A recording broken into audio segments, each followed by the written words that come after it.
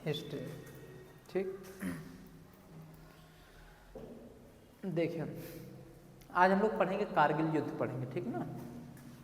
कारगिल युद्ध,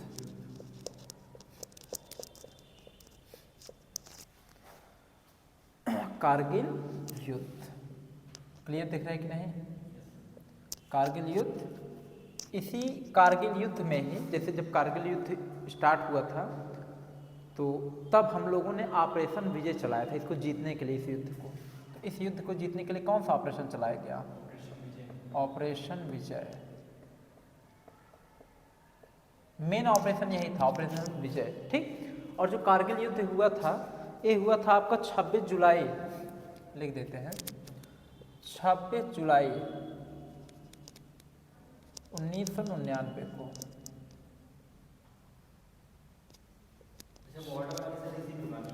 हाँ, और क्या, 26 जुलाई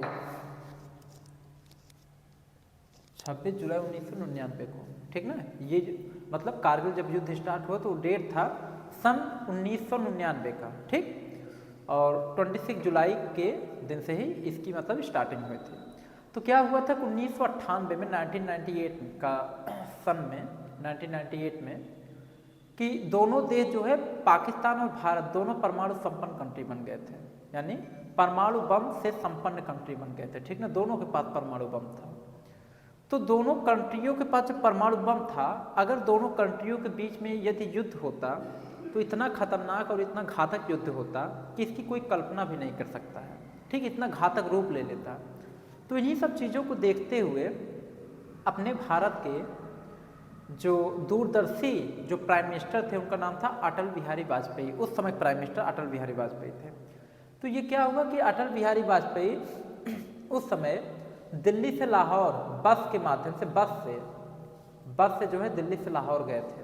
ठीक, तो जब दिल्ली से लाहौर गए तो वो क्या हुआ था, उस समय गए थे जम्मू कश्मीर के मुद्दे को सुलझाने के चक्कर में कि भाई जम्मू कश्मीर का, उस समय जम्मू कश्मीर का मुद्दा वही भड़का था। तो जम्मू कश्मीर के मुद्दे को सुलझाने के लिए गए थे ताकि दोनों कंट्रियों में युद्ध ना हो, क्योंकि दोनों के पास परमाणु बम था। 1998 तक दोनों कंट्री जो थे परमाणु बम से संपन्न हो गए थे। तो सोचे अगर दोनों कंट्री में युद्ध होगा तब तो बहुत खतरनाक युद्ध हो जाएगा। इसी को देखते हुए अटल बिहारी वाजपेयी जी बस से, उस समय बस से गए थे, दिल्ली से लाहौर गए थे। ठीक, और जब ये लाहौर गए तो वहाँ पे इनका भव्य स्वागत किया गया। किनका? अटल बिहारी वाजपेयी का भव्य स्वागत किया गया। और उस समय इनको 21 तोपों की सलामी दी गई, 21 तोपों की सलामी दी गई। और उसके बाद इनका स्वागत हुआ। फिर उसके बाद वहाँ पे मतलब कि एक समझौता हुआ, उस पर हस्ताक्षर किए। ठीक, और फिर उसके बाद ये लोग सोच रहे थे कि जम्मू कश्मीर के मुद्दे को हम इंटरनेशनल कोर्ट में नहीं ले जाएंगे, खुद से ही हल करेंगे, खुद से सॉल्व करेंगे। वहाँ का पाकिस्तानी एक जनरल था जिसका नाम था परवेज मुशर्रफ। ध्यान सुनिएगा, पाकिस्तान का जनरल कौन था? पाकिस्तान, उस समय पाकिस्तान का जनरल का नाम था, मेन जनरल यही था, परवेज मुशर्रफ। ये मेन पाकिस्तान का जनरल था। ठीक, और फिर उसके बाद आपको एक बता दें, उस समय पाकिस्तान के जो प्राइम मिनिस्टर थे, पाकिस्तान का जो पीएम थे, प्राइम मिनिस्टर, उस समय प्राइम मिनिस्टर थे नवाज शरीफ। कौन थे? नवाज शरीफ वहाँ प्राइम मिनिस्टर थे, अपने इंडिया का अटल बिहारी वाजपेयी प्राइम मिनिस्टर थे। तो क्या हुआ कि नवाज शरीफ वहाँ प्राइम मिनिस्टर थे, और जो ये थे परवेज मुशर्रफ जो वहाँ जनरल था, इसने अटल बिहारी वाजपेयी को नमस्ते तक नहीं किया, नमस्ते तक भी नहीं किया। सोच लो, ये हाल था। इसके दिमाग में था कि हमें जो है भारत में आतंकवादियों को भेजना है, इसके दिमाग में था। ठीक, तो उसके बाद क्या हुआ, परवेज मुशर्रफ जब ये सब मामला हो गया, सब कुछ काम क्लियर हो गया, तो बता दें जब 21 तोपों को सलामी दिया गया, ये कोई नहीं जानता था कि जस्ट उसी के 3 महीने बाद वही 3 महीने बाद वही 21 तोपों जैसे बहुत सारे तोप हमारे भारतीय सैनिकों के सीने पर गिरने वाले हैं। ठीक, तो परवेज मुशर्रफ ने एक ऑपरेशन चलाया, उसका नाम दिया ऑपरेशन बद्र। क्या नाम दिया? ऑपरेशन बद्र। ऑपरेशन बद्र नाम दिया, ठीक। अब इस ऑपरेशन बद्र को जो अंजाम दिए थे वो उस समय पाकिस्तान के कम से कम 6 मेजर जनरलों ने दिया था। 6 मेजर जनरलों ने इसको अंजाम दिए थे। उनका नाम ऐसे ऐसे करके हम थोड़ा सा लिखा देते हैं, एक जानकारी के लिए रही। ये जो ऑपरेशन बद्र पाकिस्तानियों ने चलाया था, तो 6 मेजर जनरल थे, तो एक एक करके नाम लिखा दे, थोड़ा सा आपको एक समझ रहे। देखिए, एक थे आरिज खान, आरिज खान। उसके बाद एक लेफ्टिनेंट जनरल थे, उनका नाम था महमूद अहमद, महमूद अहमद अहमद, ठीक। उसके बाद एक डायरेक्टर जनरल मिलिट्री ऑपरेशन के थे, उनका नाम था तौकीर जिया, तौकीर जिया। उसके बाद एक इसमें एक कमांडर इसमें था, उसका नाम था जावेद हसन, जावेद हसन। उसके बाद इसमें एक मेजर जनरल था, उसका नाम था गुलजार कैनी, गुलजार कैनी, ठीक। तो कम से कम 6 लोगों ने उस समय अंजाम दिया था इस चीज का, ठीक ना। एक थे परवेज मुशर्रफ और 5 लोग, मतलब कुल मिला जुलाकर 6 मेजर जनरल थे जिन्होंने इस ऑपरेशन बद्र का अंजाम दिया था। ऑपरेशन बद्र में ये था कि हमें पहले आतंकवादियों को भेजना है, फिर उसके बाद फिर पाकिस्तानी सैनिकों के माध्यम से क्या करना है, भारतीयों के ज़्यादा से ज़्यादा जमीन पे कब्जा कर लेना है, पूरा कारगिल के क्षेत्र को कब्जा कर लेना है, समझ गए। उसके बाद क्या हुआ कि जब ये हुआ तो एक हुआ शिमला समझौता, एक हुआ था शिमला सम्मेलन। इसमें दिया है शिमला समझौता हुआ था। कौन समझौता? शिमला समझौता। शिमला समझौता के बाद ये तय हुआ कि क्या होता था, कंडीशन क्या था, जैसे जो कारगिल का क्षेत्र था, कारगिल का क्षेत्र, कारगिल देखिए जो कारगिल का क्षेत्र था, वह कारगिल का क्षेत्र में कंडीशन ये था कि वहाँ पे टेम्परेचर, ठंडी का जो टेम्परेचर होता था वो -30 से -40 डिग्री सेल्सियस तक हो जाता था। मतलब इतनी ठंड पड़ती थी, 0 से भी कम टेम्परेचर हो जाता था, समझ गए। तो उस समय क्या था कि जब वहाँ कारगिल के क्षेत्र में जब ठंड पड़ता था तो कारगिल के क्षेत्र से दोनों तरफ के जो सैनिक थे वो जो है कारगिल क्षेत्र से कुछ दूरी पे चले जाते, मतलब यलोसी लाइन से दूरी पे चले जाते थे। जो बॉर्डर लाइन था, यलेसी लाइन ऑफ एक्चुअल कंट्रोल से, जो लाइन ऑफ एक्चुअल कंट्रोल बीचों बीच में रहती है ना, तो इस तरह पाकिस्तान की सेना, इस तरह भारत की सेना, तो दोनों सेनाएं उस क्षेत्र से कुछ दूरी पे चले जाते जब वहाँ ठंड भयानक पड़ता है, समझ गए। जब ठंड खत्म होता फिर धीरे धीरे फिर पास में आ जाते हैं, समझ गए कि नहीं। तो ये रूल था, होना था और हर बार होता था। तो परवेज मुशर्रफ ने कहा अपने ऑपरेशन बद्र में, ये इन्होंने बात रखा कि देखिए जब कारगिल क्षेत्र से जब भारत की सेना यलेसी से यानी कि लाइन ऑफ एक्चुअल कंट्रोल से जब दूर हटेगी तो हम लोग दूर नहीं हटेंगे, हम लोग वहीं रुक जाएंगे, उसी लाइन ऑफ एक्चुअल कंट्रोल के पास में ही रुकेंगे, भारत को पीछे होने दो। जब भारत पीछे हो जाएगा तो हम लोग अंदर घुस जाएंगे, एंट्री कर जाएंगे जबरन। समझ में आ रहा है कि नहीं। तो जब भारत पीछे हटी तो ये लोग जबरन अंदर एंट्री कर गए और आतंकवादियों को भी भेजे और पाकिस्तानी फौज भी साथ में आ गए, समझ गए। अच्छा, जब ये लोग मतलब आ गए तो भारतीय जो बंकर वहाँ बनाए गए थे वहाँ पे मतलब कि ये लोग जो है पत्थर उत्थर जो था, मतलब वहाँ पे ये लोग आने के बाद ना अपने छुपने जगह बनाने लगे, ठीक। तो उस समय क्या था, जैसे इसका थोड़ा सा फिगर आपको बना दे, थोड़ा सा और बढ़िया समझ में आएगा। यहाँ फिगर बनाते हैं, देख लीजिए। जैसे ये पूरा है आपका, देखिए यहाँ पे क्या था, ये है आपका लाइन ऑफ एक्चुअल कंट्रोल, यलेसी से कहते हैं, ठीक। यही है आपके यलेसी, लाइन ऑफ एक्चुअल कंट्रोल। ये था पीओके, पीओके मतलब हाँ पाकिस्तान ऑक्युपाइड कश्मीर। और यहाँ पे देखिए ये पॉइंट, ये है आपका श्रीनगर और ये है आपका ले, और यहाँ पे पड़ता है आपका सियाचिन। क्या है? सियाचिन, ठीक। और यहाँ से एक रोड गया, एक रोड यहाँ पे गया है, ठीक, यहाँ से। और ये है आपका कारगिल क्षेत्र। कौन सा क्षेत्र है? कारगिल एक जिला है, कारगिल जम्मू कश्मीर का एक जिला है कारगिल जिला, समझ गए, जम्मू कश्मीर में पड़ता है। अब देखिए पाकिस्तानियों का जो टारगेट था, उनका टारगेट था कि ये जो हाईवे है, हाईवे इसको किसी प्रकार ब्लास्ट कर देना है। जो श्रीनगर से लेह तक, देखिए श्रीनगर से लेह तक जाने वाले मार्ग को हम लोग क्या कहते हैं पता है? नेशनल हाईवे 1 कहते हैं। क्या कहते हैं? National highway 1।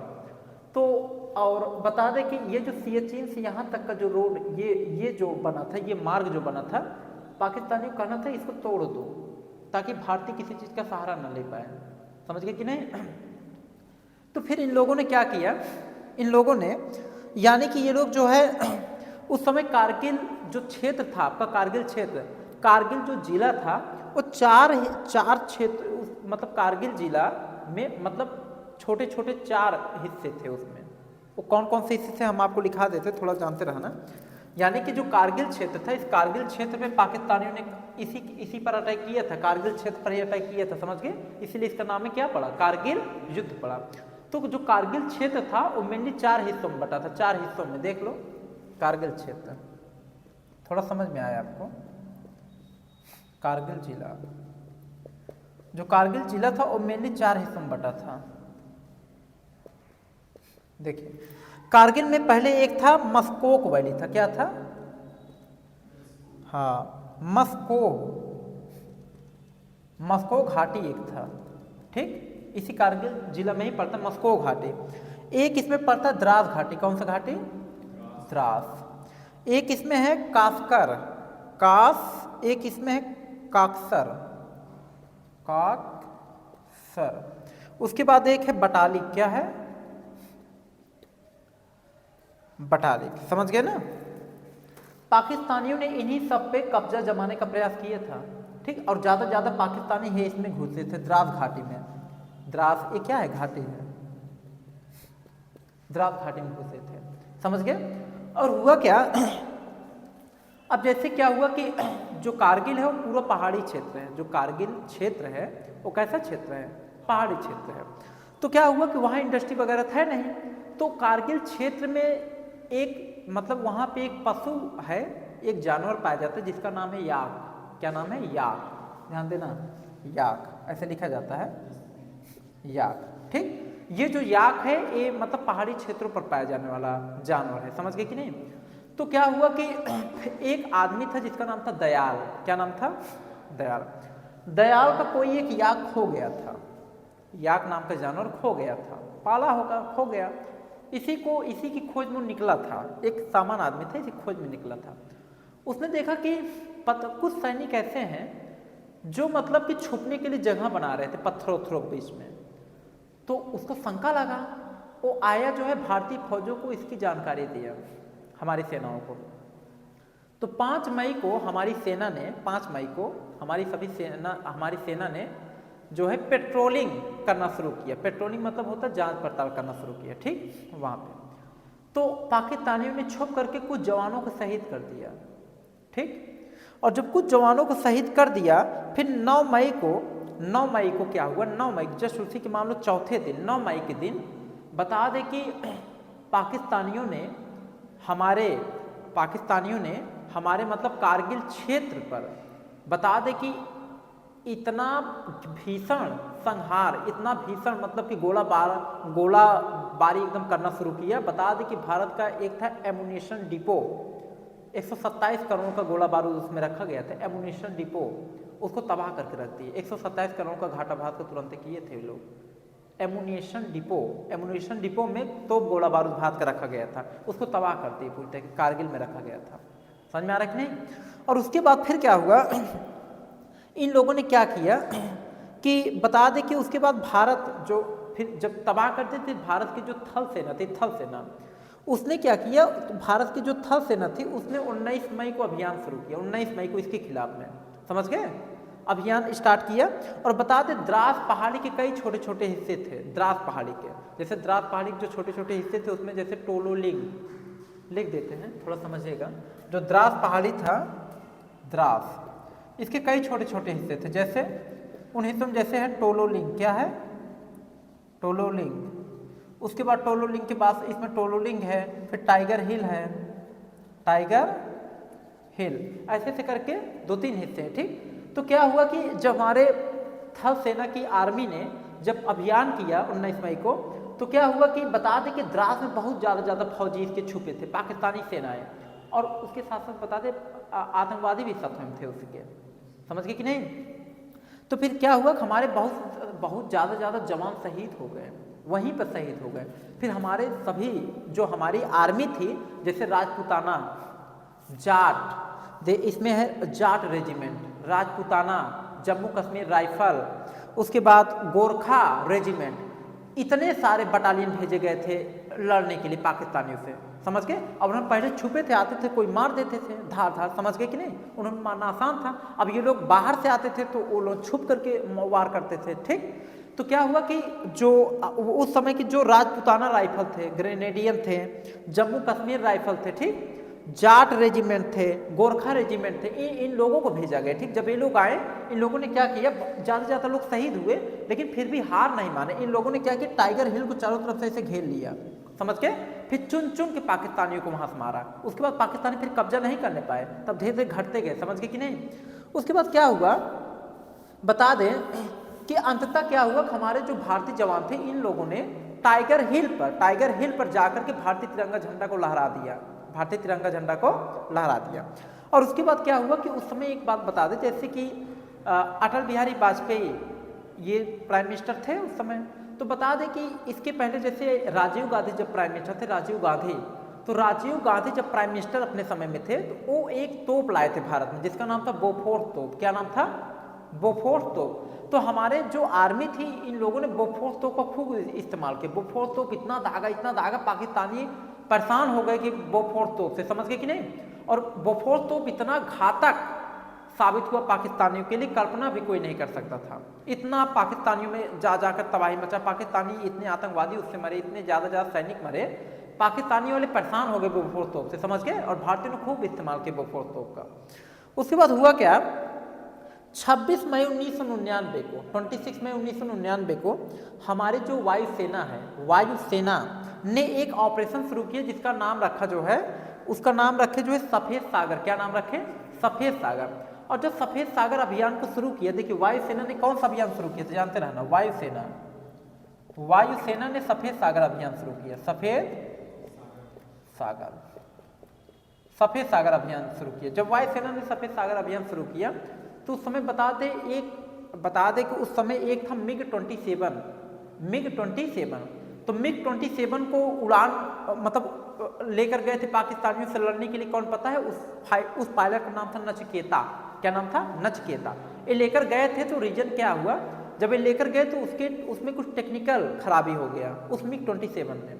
तो जब टेक्निकल खराबी हुआ, ये क्या हुआ कि उसी समय ये जो है पैरासूट के माध्यम से नीचे कूद गए। और जब नीचे कूदे तो संजोगवश ये जो यलेसी है ना, इसके जस्ट इस तरफ गिरे थे।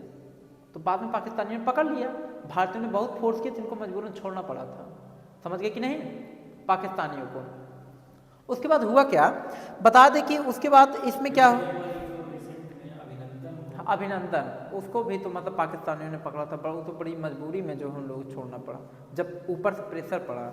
ठीक, उसके बाद अब क्या हुआ कि 24 मई, देखिए 24 जून 1999 को भारत के 2 जगुआर जहाज का नाम है, ठीक, 24 मई 1999 को भारत के 2 जगुआर जहाज, एक यंग था और एक ओवरेज था, 2 लोगों ने उड़ाया था पाकिस्तानियों को मारने के लिए। ठीक, और जब उड़ाए तो उस समय क्या था कि एक पाकिस्तान में एक जगह है गुलटेरी, जगह का नाम है गुलटेरी, तो गुलटेरी के ऊपर से ही ये लोग जा रहे थे।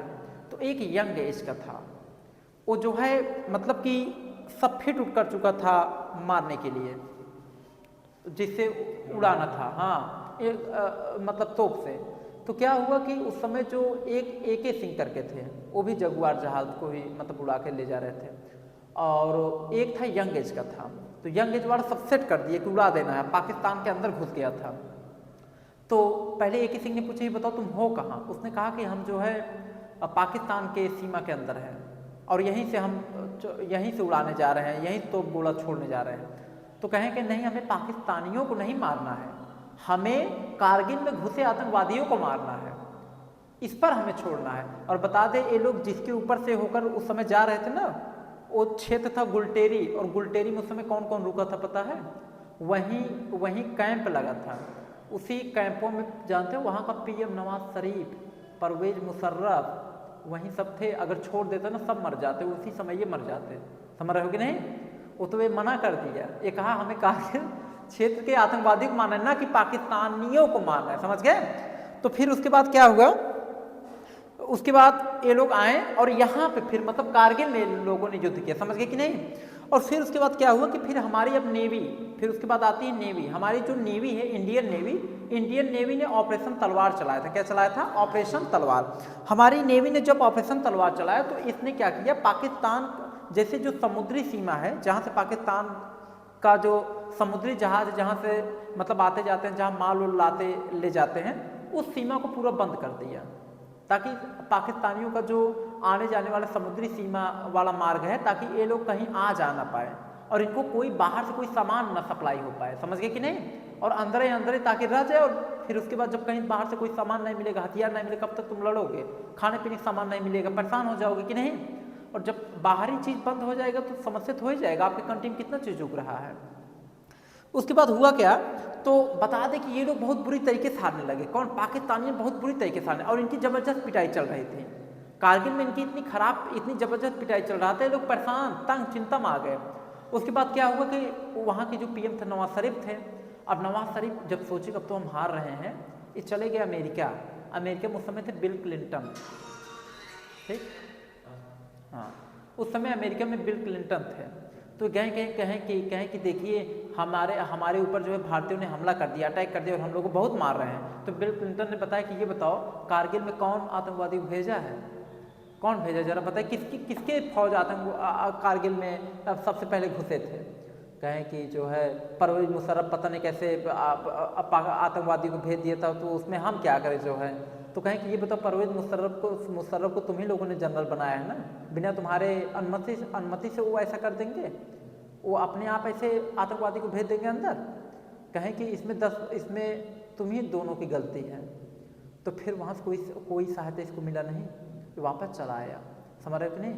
उसके बाद फिर क्या हुआ, बता दें कि फिर परवेज मुशर्रफ चाइना से गए थे मदद मांगने के लिए। इनकी मदद चाइना भी उस समय नहीं किया था, चाइना भी उस समय मदद नहीं की, मदद करने से इनकार कर दिया। फिर क्या हुआ, कोई मदद नहीं। अरे बहुत खराब होता है युद्ध का समय, बहुत। एक बता, अभी आप घर पे अपने देखिए, कोई खराब स्थिति आगे कोई देखे तक नहीं, ना रिलेशन वाले संबंध छोड़ देते हैं कि नहीं, ना रिलेशनदार वाले आपका साथ नहीं देते हैं, फिर आपको कहीं नहीं बुलाते हैं और बातें छोड़ देते हैं, क्योंकि जानते हैं अब आपकी खराब स्थिति आ गई, कोई साथ नहीं देता। खराब स्थिति में कोई किसी का साथ नहीं देता है, जानते रहे। अच्छी स्थिति, जब आप अच्छे रहेंगे तो दुनिया आपके सामने हाथ फैलाएगी, दुनिया आपसे हाथ मिलाना चाहेगी। खराब रहेंगे कोई पूछे तक नहीं। मैं एक एग्जांपल बता दूं, आप ऐसा सोचिए कि कोई जो है खराब आदमी है। खराब का मतलब जैसे आदमी खराब नहीं होता, जैसे कहने मतलब बाल और अजीब टाइप का है, ठीक, साफ होक नहीं है, थोड़ा उजले चमन जैसा है, कोई के पास खड़ा नहीं होगा। शरीर से बदबू आ रहा हो, कोई नहीं खड़ा होगा। समझ गए? जानते रहिए। और कोई हैंडसम आदमी आ जाए, सब देखिए अभी उससे जाएंगे, बात करना चाहेंगे, उसको अपना दोस्त बनाएंगे। तो बस यही जीवन है। समझ गए ना? अच्छा, उसको ये नहीं कह सकते कि यार मतलब कि ये आदमी ऐसा है तो थोड़ा सा हम क्या करें, अपना सभ्यता देखिए हेल्प करते, हो सकता है बेचारा किसी तरीके से परेशान हो। लोग दुनिया आज के समय में सब स्वार्थी हैं, सब स्वार्थी हैं आज के समय में। माँ बाप को छोड़ के बाकी बच्चों के भविष्य के बारे में माँ बाप और टीचर यही कुछ ऐसे होते हैं जो सोचते हैं, बाकी कोई नहीं सोचता है बच्चों के भविष्य के बारे में। जानते रहेगा, यही लोग ऐसे होते हैं जो सोचते हैं हाँ विकास करें, और बाकी सब सोचेंगे गर्त में जाए, क्यों विकास करें। नेता मंत्री भी कभी नहीं सोचते इन सब बारे में, क्योंकि नेता मंत्री को वोट की चिंता रहती है। समझ रहे हैं? तो देखिए 14 जुलाई तक कारगिल से भारतीय सैनिकों ने पाकिस्तानी फौजियों को 14 जुलाई तक 14 जुलाई तक हमारे भारतीय सैनिकों ने पाकिस्तानी फौजियों को मार भगाया था। कहाँ से? कारगिल क्षेत्र से, जान लीजिए। और फिर क्या हुआ था, लास्ट तक जाते जाते अटल बिहारी वाजपेयी जी ने कहा हमारा ऑपरेशन विजय सक्सेसफुल रहा। जो ऑपरेशन विजय चलाया गया तो क्या रहा? सक्सेसफुल फुल रहा। उसके बाद क्या हुआ, 26 जुलाई 1999 को क्या हुआ था, इस युद्ध का अंत भारतीय सैनिकों ने अपने क्षमता और शौर्य का प्रदर्शन करके समाप्त कर दिया। समझ गए, ये था पूरा कारगिल युद्ध। ठीक, तो आज आपका इतना कंप्लीट हमने करा दिया, ठीक ना। इसके आगे वीडियो अब आपका नेक्स्ट चलेगा। धन्यवाद।